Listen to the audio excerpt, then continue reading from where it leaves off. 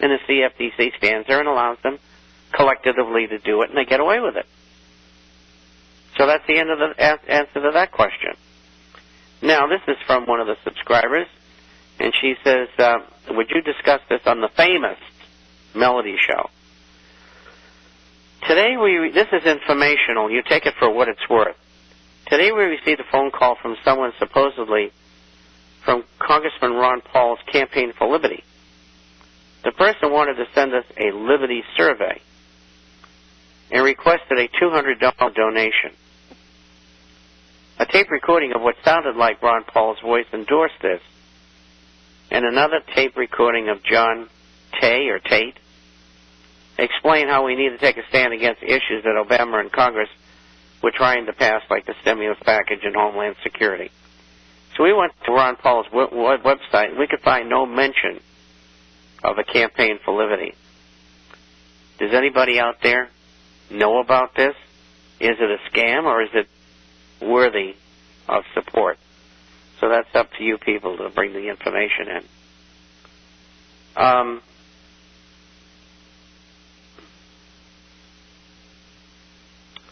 That one there.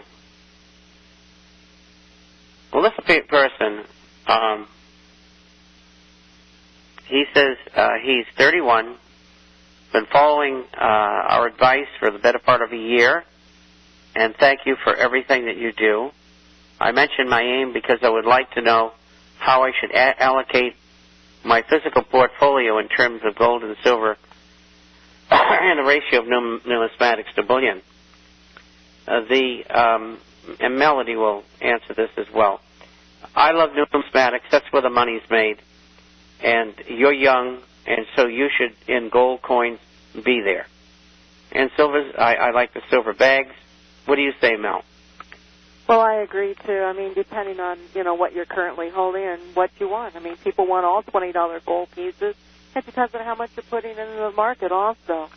I usually break it down 70% of the numismatics and 30% in bullion. Now, this is rule of thumb.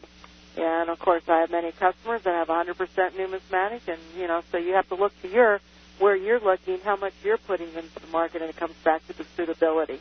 But as a rule of thumb, so it does vary, and there's no set rule. He also says, on Wednesday's show, you left out John Nadler, who is one of the worst hacks who predicted $500 gold in the immediate future.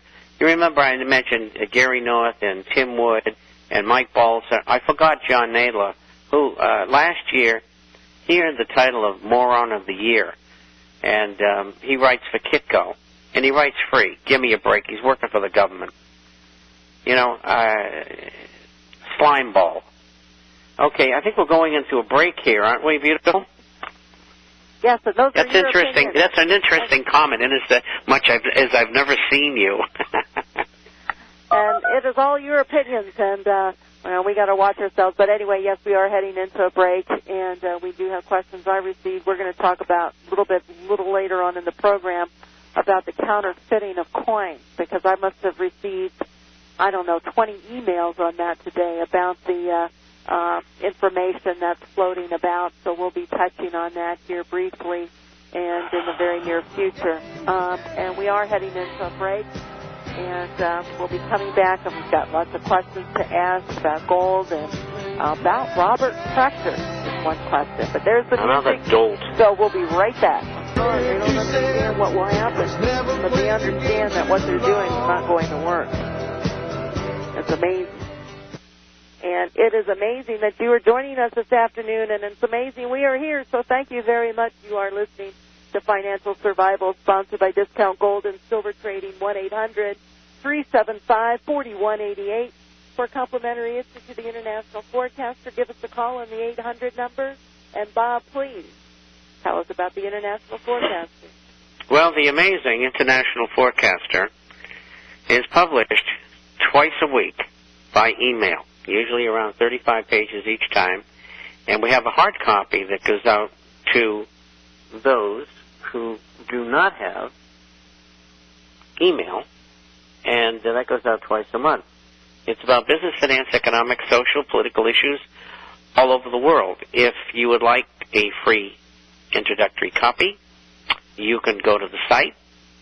The site address is the internationalforecaster.com. The international, FORECASTER.com. If you'd like to email us, we have a new email address. Bob, B-O-B, at INTFORECASTER.com. Bob at intforecaster.com. And Melody? 800-375-4188. And for your amazing gold and silver coins, give us a call at 800-375-4188.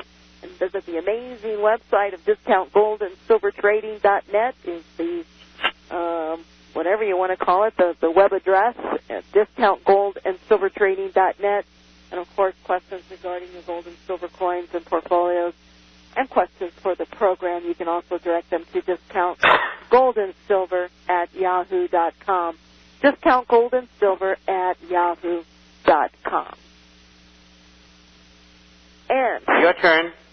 My turn. Well, prior I got this, I'm just going to go right down the list. What do you think of Robert Proctor? This is from Chuck. Proctor has been right once in 35 years. And his recommendations have not been good. That one instance where he was very right earned him a reputation that's held for him over the years. I first met Bob in a conference in Atlanta, Georgia in 1984. And he had a booth next to mine. And he was telling me all about how these cycles and waves worked, and especially the waves, the Elliott waves for that matter. And I told him, I said, Bob, I live in Malibu, and my son, he surfs waves. And he looked at me and scowled and walked away and never talked to me again because I didn't believe in his waving theory. Well, anyway, but there's a lot of others who have not performed, who have names, and some of them have been disastrous over the years. Now, I don't see how they stay in business. What else you get there, Melody?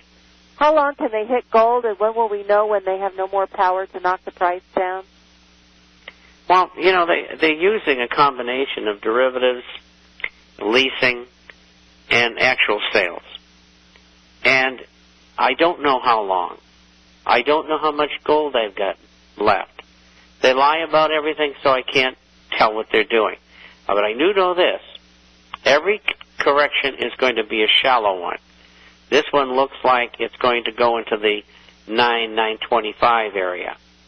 And that's the way it is. It's a 10% correction.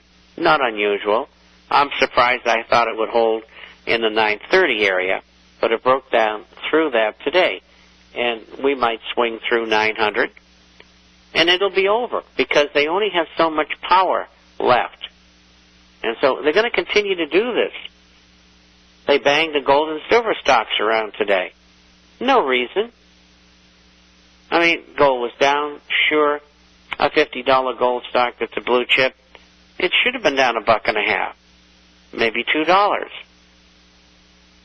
But you see the naked shorting in there by the United States government, and they do what they want. The government is your enemy. They're stealing from you every single day, and that money's going into the pockets of Goldman Sachs, a J.P. Morgan Chase, etc. And they love doing it. They get a big kick out of it.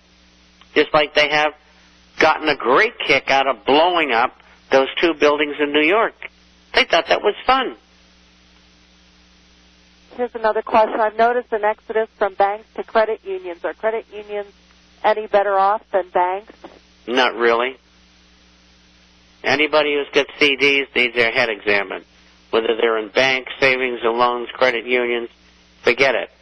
Convert them into gold and silver assets. It's the only safe thing in these markets.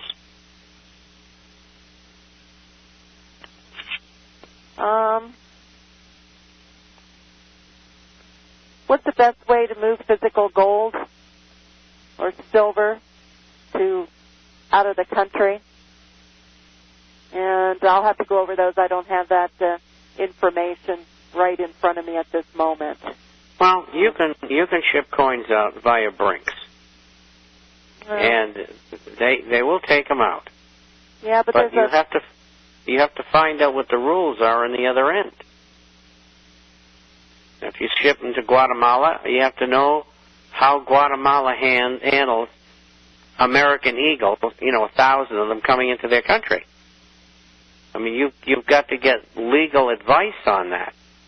You just can't trot around the world and take coins with you.